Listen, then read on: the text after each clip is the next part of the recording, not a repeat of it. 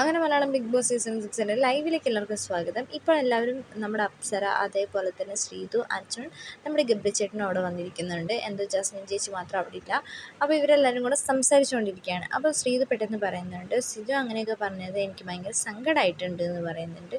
അപ്പോൾ അപ്സര പറഞ്ഞു, ഓ ഞാനും അർജുനും സംസാരിച്ചതുപോലെ നമ്മൾ ആ മൈക്കൂര് വെച്ച് സംസാരിച്ചില്ല, ഞാൻ മൈക്കിടാതെ ഞാനും അർജുനും മൈക്കിടാതെ സംസാരിച്ചു എന്ന് പറയുന്നുണ്ട്.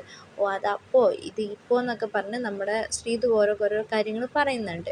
എന്താണ് ഈ മലയാളം ബിഗ് ബോസ് സീസൺ 6 നിന്ന് നമ്മുടെ അർജുനെ ഇപ്പോൾ ഡെൻ ടീം ഒഴിവാക്കി വിട്ടിരിക്കുകയാണ്.